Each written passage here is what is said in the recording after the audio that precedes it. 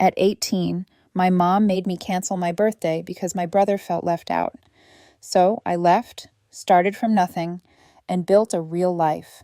Years later, after seeing I was happy, he showed up furious, demanding my husband, my daughter, and my house should be his. Hey Reddit, not sure if this really fits here, but I've been thinking about sharing something that's been sitting in my head for a while.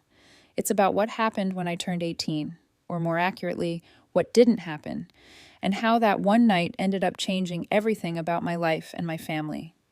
It's not some wild movie plot, just real stuff that still feels unreal when I think back on it. You ever realize you were the responsible one in your family and it wasn't a compliment?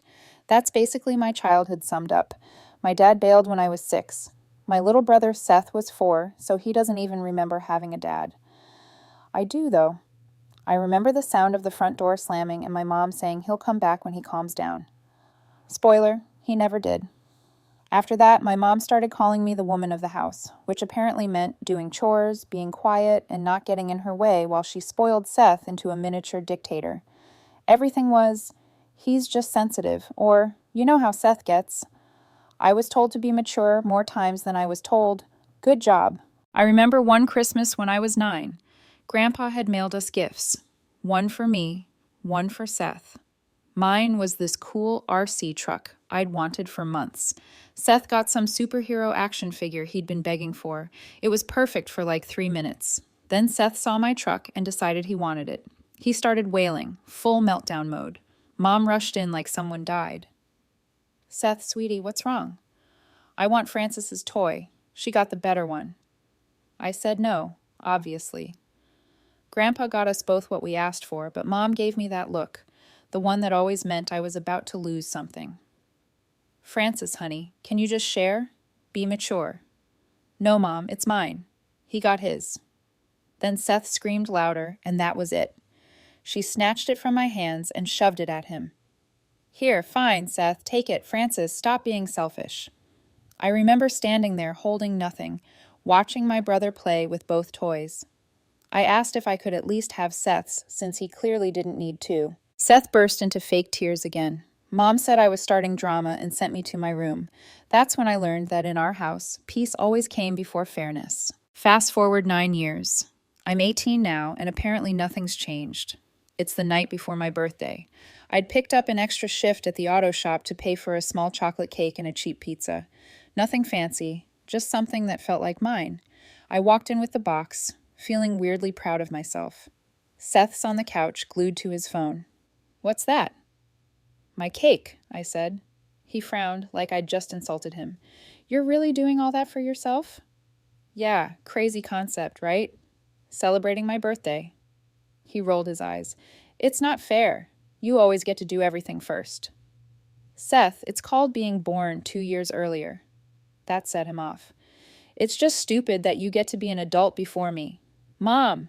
Here we go. Mom came out of the kitchen, drying her hands on a towel. What's going on now? Seth crossed his arms, putting on that fake victim voice. She's rubbing it in my face that she's turning 18 and I'm not. I looked at her, waiting for the obvious response. Something like, Seth, that's life. But no, Mom sighed. Frances, do you have to flaunt it? Flaunt what? Existing. She gave me the disappointed mom look. You know how sensitive your brother is. Maybe just skip the cake this year. Okay, be mature about it. There it was. The magic phrase that made every unfair thing sound reasonable. Be mature. You're serious? It's just one birthday. You're an adult now. Seth's still my baby. Seth smirked from the couch, already over it, like he won something again. Something in me clicked off right then. I didn't yell, didn't argue, just stood there with that stupid cake in my hands, realizing this was never going to change. I set the cake on the counter and walked to my room. I didn't slam the door. I didn't even sigh. In my room, I sat on the edge of the bed and stared at the crack in the ceiling I used to trace when I couldn't sleep as a kid. I could hear them downstairs. Seth laughing again. Mom chatting with him like nothing had happened. Like she hadn't just told her firstborn daughter her birthday didn't matter. I opened my closet and stared at the old duffel bag on the top shelf. The one I used when we went on the one and only family trip years ago, before Dad left. I pulled it down, dust flying off, like even it had given up on this house. I didn't know exactly where I was going yet. I just knew I was done playing the mature loser in someone else's family circus. I packed slow. Clothes, a few documents, cash I'd been saving from my part-time job. When I zipped the bag, it didn't feel heavy. It felt like freedom with a handle. Downstairs, the laughter had turned into the sound of the TV. I stood at my door for a long moment listening. Then I whispered to myself, "Be mature, right?" and smiled. That night, I didn't sleep. I didn't even try. I just waited for the house to go quiet enough to disappear. I could hear Seth snoring from his room, that obnoxious, heavy sleep of someone who never worried a day in his life. Mom's bedroom light flicked off around midnight, and that was my signal. The duffel bag sat on the floor by my bed, half open with the essentials: clothes, some cash, my phone charger. Leaving wasn't about the birthday. That was just the final nudge after years of being the backup character in my own story. When I was 13, I joined the basketball team at school. We were nobodies, but somehow we clawed our way to the county finals. I played like my life depended on it. Maybe it did. We won. And for once, Mom actually looked proud. She even threw a tiny celebration at home. Balloons, pizza, the whole deal. I remember sitting there smiling, thinking maybe things were finally changing. Then Seth started crying. He said it wasn't fair that everyone's proud of Francis and not me. He was 11. Instead of telling him to calm down, Mom hugged him like he was the one who just won the game. "It's okay, baby. You'll have your moment." Then she turned to me and said, "Let's tone it down, okay? We don't want him feeling left out." The next morning, the balloons were gone. She said she took them down because they were too much. After that, no more celebrations. No birthdays, no achievements, nothing. Seth's feelings were the only thing that ever got celebrated. Back in the present, I stood there staring at my packed bag. Every second felt heavier, like the air itself was holding me back. I slipped on my hoodie, the one with paint stains from the summer job I did 2 years ago, and took a last look around my room. The posters, the cracked window, the dent in the wall from when Seth threw my basketball at me. All of it just memories of me playing peacekeeper while Mom called me mature for staying quiet. I turned off the light, opened the door slowly, and stepped into the hallway. The house creaked like it was tattling on me. I froze, listening. Nothing. Just the hum of the fridge and the distant ticking of the living room clock. At the bottom, I grabbed my truck keys off the hook and looked toward the kitchen. The stupid chocolate cake was still on the counter, the one I didn't get to eat. I scraped off a bite with my finger, whispered, "Happy birthday to me," and walked out. The night air hit me like a slap, cold, sharp, and free. My old pickup sat under the streetlight, a dented relic with more rust than paint, but it was mine. I loaded the bag into the passenger seat and climbed in. I glanced back at the house one last time, that same house where I'd spent 18 years playing second place. Every light was off. Nobody was coming to stop me. I didn't know where I was going, just that anywhere else was better than there. I drove until the neighborhood turned into open highway. I didn't feel sad, just hollow, like I'd already left long before my body did. By 3 a.m., I pulled into the parking lot of my buddy Ben's house. He lived across town, the kind of guy who always said, "Call me if you ever need a place." The kind you never think you'll actually call. I texted him anyway. "You awake?" "It's 3 a.m., dude. What's up?" "Can I crash at yours for a bit?" "Garage door's open. Couch is free." That's why he was my best friend. No questions, no judgment. I parked quietly, grabbed my duffel, and slipped inside through the side door. His dog lifted its head, gave one lazy wag of the tail, and went back to sleep. The couch was cold, but it was mine for the night. The next morning, I woke to the smell of bacon. Ben's mom, the kindest woman on earth, just smiled when she saw me. "Morning, Francis. You hungry?" I nodded, voice cracked. "Yeah, a bit." She didn't ask why I was there. She didn't need to. She just slid a plate of eggs and toast in front of me like it was the most normal thing in the world. Ben sat across from me, hair a mess, yawning. "So you really did it, huh?"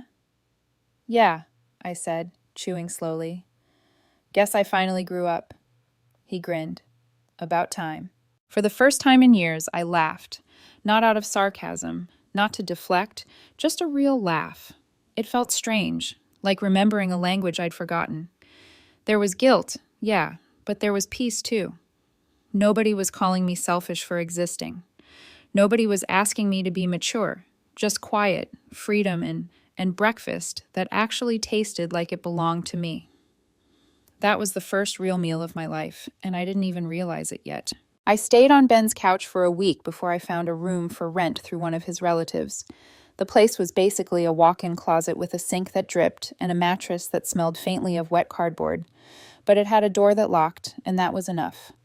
By day, I filled out job applications like it was my new religion. Most places didn't even call back.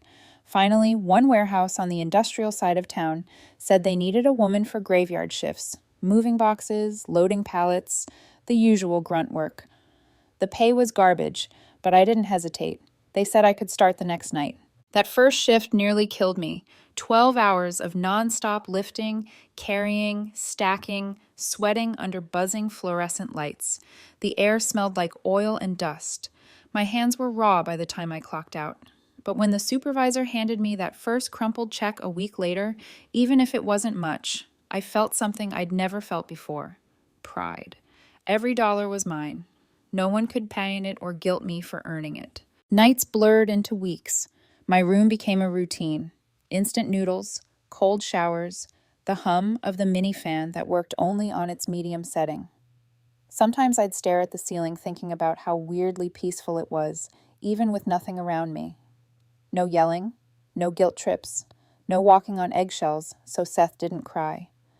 The only noise that tried to drag me back came from my phone. Mom called every day at first. I ignored the first few. Then came the voicemails. "Francis, this isn't funny. You scared your brother. I can't believe you'd abandon your family like this. You think you're better than us now?" Same script, different tone. None of them asked if I was okay. It was all about how I made them feel.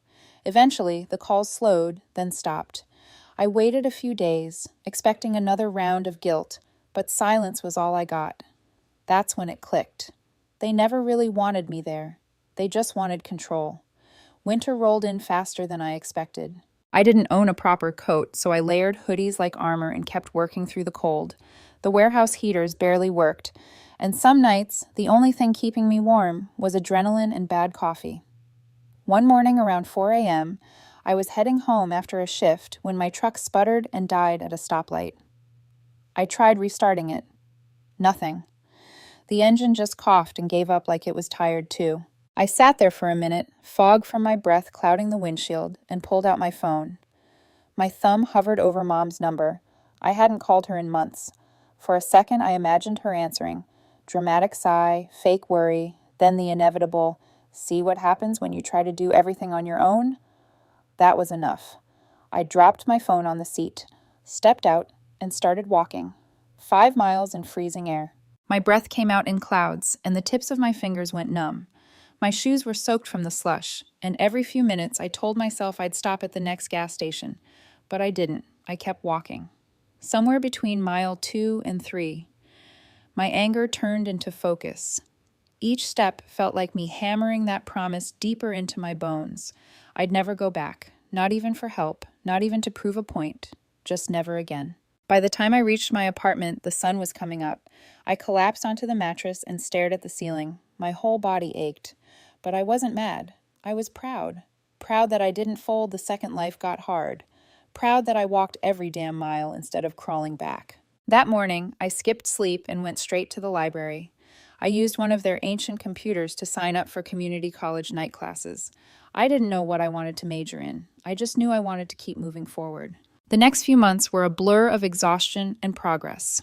I'd work 10 hours, grab fast food from the dollar menu, then drag myself to a 7:00 p.m. class about logistics and management. Most nights I'd fight to stay awake, but somehow I passed every exam. People at the warehouse started noticing. The older guys called me college girl as a joke. But when the supervisor needed someone reliable, he called me first. I took every shift I could, saved every extra dollar. On weekends, I fixed the truck myself using parts from the scrapyard. It wasn't pretty, but it ran again, just like me. Sometimes I'd drive out to the old neighborhood at night, park a few blocks away, and just sit there. I never went close enough for them to see me, but I'd watch the lights in the house. Seth's room still glowing late like always. Mom's shadow moving in the kitchen. Nothing had changed. I remember thinking how strange it was that the place that used to feel like a cage now looked so small from the outside. A few months later, I got promoted to shift lead. The pay wasn't amazing, but it was steady. For the first time in my life, I could afford more than noodles. I even bought a proper jacket. Not expensive, but warm. Every payday, I'd fold the check in half and just stare at it for a second before cashing it. Not because it was much, but because it was proof I'd survived without them. No calls, no be mature, no Seth screaming in the background. Just me. And that was enough. 7 years later, that line still ran through my head sometimes when I'd pull into the driveway of my new house after a long shift. The house wasn't big. 2 bedrooms, 1 bathroom, cracked driveway. But it was mine. Every tile, every nail, every drop of sweat that built it had my name on it. I was 25 now, a warehouse supervisor. Yeah, same place I started as the rookie stacking boxes, except now I was the one barking orders and fixing everyone else's screw-ups. The pay wasn't life-changing, but it was solid. I had savings, health insurance, and a fridge full of food that didn't come from a dollar menu. Most nights when I'd pull into that driveway and see the porch light on, I'd smile. Jack always left it on for me. Said it made the place feel warm, like home. He was the kind of man who didn't care about fancy stuff, just effort. He met me back when I was taking night classes, juggling shifts, half dead from work, and somehow decided I was worth sticking around for. We got married when I was 21 at the courthouse with 2 witnesses and no drama, no family, just us. A year later, our daughter, Elle, was born. She looked like him, but had my stubbornness, which is equal parts adorable and terrifying. I'd sit there some nights just watching them, Jack rocking Elle to sleep, and think, nobody can take this from me now. This wasn't luck. This was earned. Built from nothing but my own 2 hands, and the decision to leave behind everything that broke me. By now, Elle was almost 4. All energy and questions, and somehow already better at building things than I was at her age. Then one random afternoon, my phone rang. Unknown number. Normally I ignore those, but something told me to pick up. Francis, finding a familiar voice, said, "It's your grandpa." I froze. I hadn't heard that voice in years. He sounded older, softer. "Hey," I said carefully. "Didn't expect to hear from you," he chuckled. "Didn't expect a call, to be honest. I just wanted to see how you're doing, kiddo." "I'm good. Real good, actually." There was a pause. "You did the right thing, you know, leaving." That caught me off guard. "Yeah." "I told your mom years ago that spoiling Seth would ruin him. She didn't listen. I even warned her after your dad left that making you the woman of the house wasn't fair. You were a kid, but she never heard me, too busy protecting Seth from the world." I leaned back in my chair, staring out the window at the yard I'd mowed the day before. I used to think I was crazy for leaving. "You weren't crazy," he said. "You were surviving." That line hit me. Surviving. That's exactly what it was. He sighed. "I'm not calling to drag anyone through the mud. Just wanted to make sure you're okay. I heard bits and pieces. Your mom said you're doing fine, but doesn't talk much about you." "I'm good, Grandpa," I said, smiling slightly. "Got a family now, a daughter." He let out this warm laugh. "A girl, huh? Bet she's smarter than all of us already." "Working on it." "I'm proud of you, Francis. You broke the pattern. That's not easy." We talked another 10 minutes, mostly small stuff. Weather, work, how his knees were shot, but his garden was thriving. When we hung up, I sat there staring at my phone for a while. It was weird. The first time in years, someone from my family reached out without judgment or guilt attached. It didn't fix anything, but it felt good. That night when Jack came home, he had that look like he was planning something. "Hey," he said, "put on something decent. I'm taking you out." I raised an eyebrow. "To where? The fancy gas station down the street?" He smirked. "No, genius. A real restaurant. You deserve it." I almost said no. I hate eating out, but he gave me that look and I caved. We got dressed, dropped Elle off with his sister, and drove into town. The restaurant was one of those nice but not pretentious places. Dim lights, jazz playing, waiters with fake smiles. Jack looked good, and I was just happy to sit with him away from the noise of work. Then, halfway through our meal, I heard a laugh that made my stomach twist. That high-pitched fake laugh I'd grown up with. Mom's. I looked up, and sure enough, 2 tables across, there they were. Mom and Seth. Seth looked about the same, older, taller, but with the same smug face that used to drive me insane. Mom was dressed up like she was auditioning for a midlife crisis commercial, sipping wine and nodding along as Seth talked about something animatedly. Jack followed my gaze. "You okay?" I nodded slowly. "Yeah, just didn't expect to run into old ghosts tonight." Mom hadn't seen me yet. Seth was too busy scrolling on his phone, probably complaining about how hard his day was. For a second, I considered pretending I didn't see them, just finishing dinner, leaving, and never thinking about it again. But part of me, the part that spent 18 years swallowing every insult, every ignored birthday, every forced be mature, wanted to be seen. "I'm not leaving," I said. Jack squeezed my hand under the table, the kind that said, "Whatever happens, I'm with you." I didn't even have time to decide what to do before Seth's voice cut through the room like a broken speaker. "No freaking way," he said loud enough for half the restaurant to turn. "Francis, holy crap, it's actually you." He stood up, grinning, like we were long-lost best friends. Mom turned, eyes widening as she saw me. For a second, her smile almost looked genuine. Then she glanced at Jack, at the nice clothes, at the rings on our hands, and that familiar mix of surprise and guilt flashed across her face. Seth strutted over before I could react. "Wow, look at you. Married, fancy restaurant. Must be nice." I leaned back in my chair. "Hey, Seth, you're still alive. That's cool." He blinked, confused by my calm tone. "Yeah, I'm alive. Mom told me you just got up and left like we didn't matter." "Didn't matter?" I said. "I think that's been my role since birth." Mom winced. "Francis, please, not here." Seth cut her off. "You abandoned us. I had to grow up without my sister because you couldn't handle being part of a family." I let out a short laugh. "Not mean, just tired." "Seth, you were 16 when I left. You didn't need a sister. You needed a leash." A couple people nearby chuckled under their breath. Jack hid his smile behind his water glass. Mom hissed, "Don't start, Francis." "No, Mom," I said, leaning forward. "Let's actually talk, since apparently I'm the villain here. Let's talk about all the times I was told to be mature while Seth got everything he cried for. My canceled birthday because he was jealous. My basketball win you pretended didn't exist because he threw a tantrum. You called that parenting. I called it survival." Seth's face turned red. "You think you're better than us now with your little job and your little family?" "I don't think I'm better," I said calmly. "I just learned to live without expecting fairness." He laughed, but it came out shaky.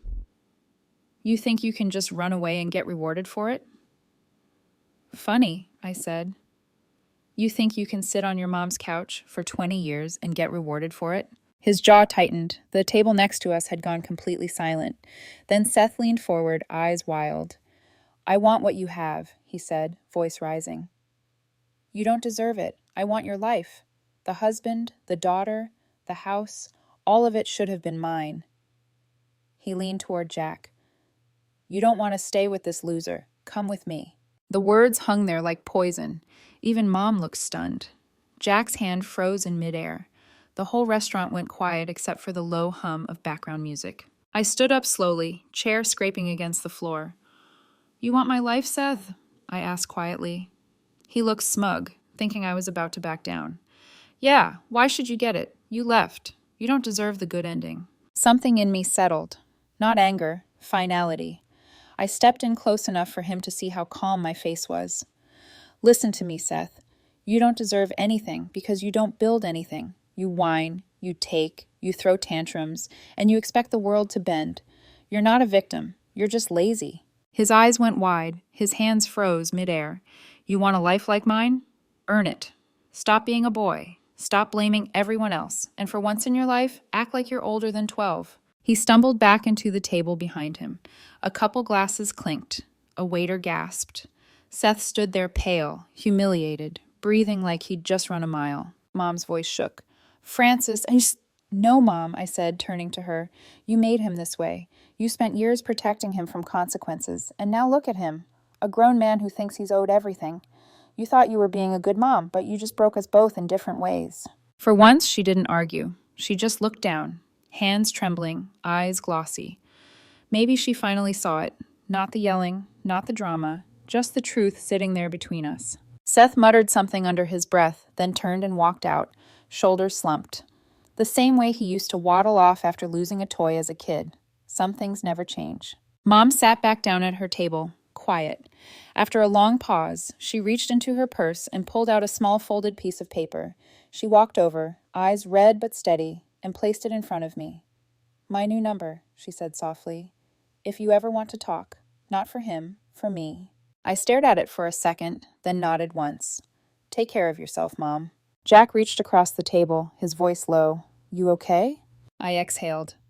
Yeah, actually I am. We paid the check and walked out. As the door closed behind us, I glanced through the glass one last time. Mom was still sitting there, staring at the empty seat across from her. For once, I didn't feel guilty. I felt free. Not because I embarrassed them, but because I didn't let them rewrite history again. The night air felt colder than before, but clean. Jack slipped his hand into mine. So, he said with a grin, still think going out was a bad idea? I smirked. Yeah, totally awful night. He laughed, and we walked to the car, leaving the ghosts right where they belonged. For the next few weeks, life went back to normal, or as normal as it could after a public family meltdown. I didn't think about that night much, at least not during the day, but sometimes when the house was quiet and Elle was asleep, I'd catch myself replaying it. Seth's words, Mom's face, the silence afterward. Then, one evening after work, my phone buzzed with a number I didn't recognize. I almost ignored it until I saw the message preview. This is your mom. I don't expect a reply, but I wanted to say I'm sorry for all of it. I sat there for a full minute just staring at it. No manipulation, no guilt trip, just words I'd never heard from her before. Jack walked in, drying his hands. You okay? Yeah, I said, still looking at the screen. Just my mom. He came over, reading the message over my shoulder. That's new? Yeah, real new. Going to answer? I thought about it. Not tonight. But the truth was, I couldn't stop thinking about it. For the next few days, every time I picked up my phone, that text sat there like a loose thread I couldn't ignore. 3 days later, another message came. You don't have to talk to me, but I just want you to know I mean it. I know I hurt you. That one hit different. I walked outside, sat on the porch, and before I could overthink it, I dialed her number. She answered before the first ring finished. Francis? Yeah, it's me. Oh, honey, she said, her voice cracking. Thank you for calling. For a few seconds, neither of us spoke. The silence was thick, years of unspoken things hanging in the air. I didn't call for a fight, I said finally. I know, I'm not here to defend anything. She sighed. I just want to tell you the truth. I was scared. Of what? Of losing Seth. Of failing him. Her voice trembled. When your dad left, Seth was just a baby. He didn't even remember him. I did everything I could to make up for that.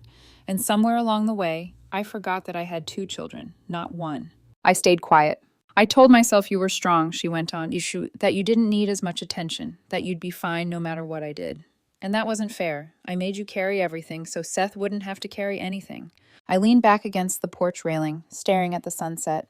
You knew what you were doing, though. You saw it. I did, she admitted, and I convinced myself it was love, that protecting him was love. But I wasn't protecting anyone. I was just avoiding guilt. That one hit harder than I expected. I can't change it, she said quietly. I just hope someday you can let me try to do better. It was weird hearing her talk like this. No excuses, no deflection, just honesty. For the first time in my life, she wasn't talking at me. She was talking to me. I don't know what I feel about all this, I said honestly, but thanks for saying it. That's enough for me right now. We hung up not long after, both kind of awkward, like neither of us knew how to end a normal conversation. A week later, she texted again. Can we meet? Just to talk. I'd love to see you. No expectations. Part of me wanted to delete it, pretend it never came. But another part, the part that had built a life without bitterness, said maybe it was time. So I said yes. We met at a small park near the lake on a Saturday morning. Jack came with me, mostly for moral support. And of course, Elle was there too, running around with her toy truck and yelling about ducks. When Mom showed up, I almost didn't recognize her. She looked older, smaller somehow, but calmer. She smiled nervously, clutching her purse like it might float away. "Hi," she said. "Hey." She spotted Elle instantly. "That's her?" "Yeah," I said, "that's Elle." She didn't rush to pick her up or smother her with affection like I half expected. She just stood there watching her laugh as she chased a bird. Her eyes got glassy. "She's beautiful," she whispered. "You're a good mom."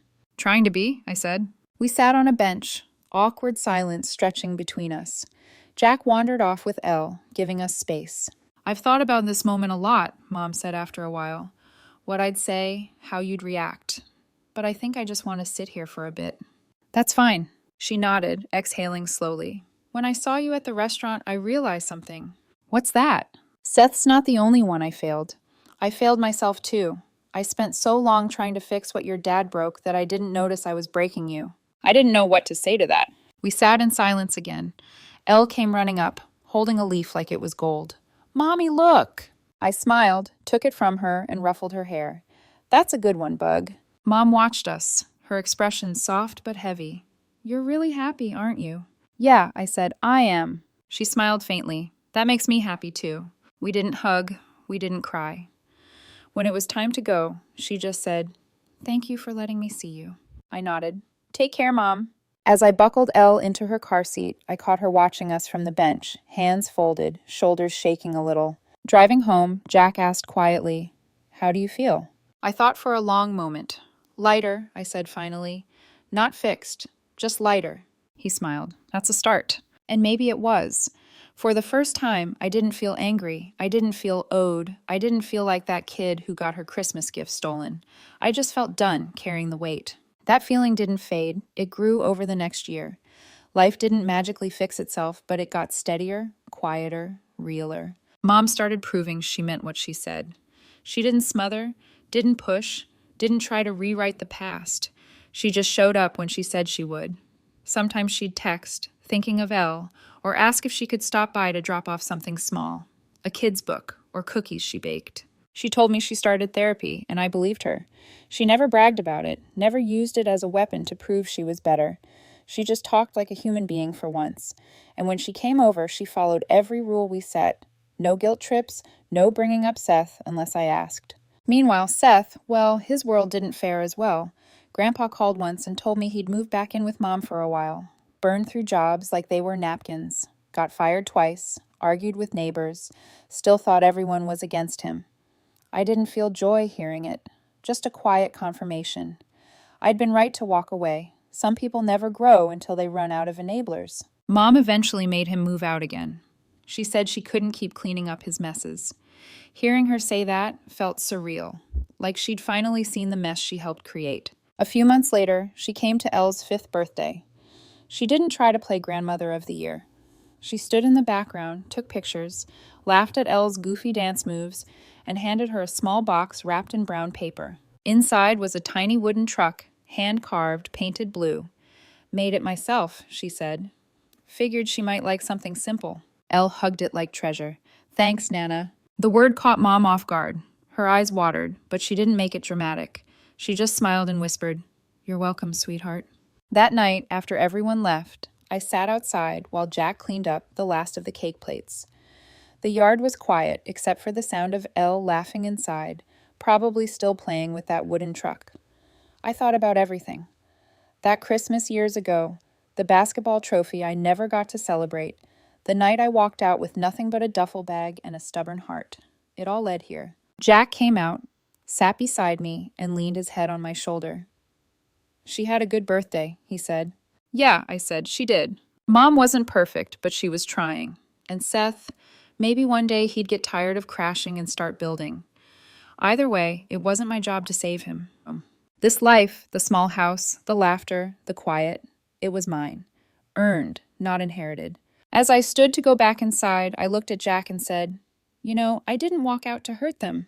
He smiled softly. "I know." I looked back at the window where Elle was waving her toy truck in the air like a trophy. "I walked out to live," I said. And I did.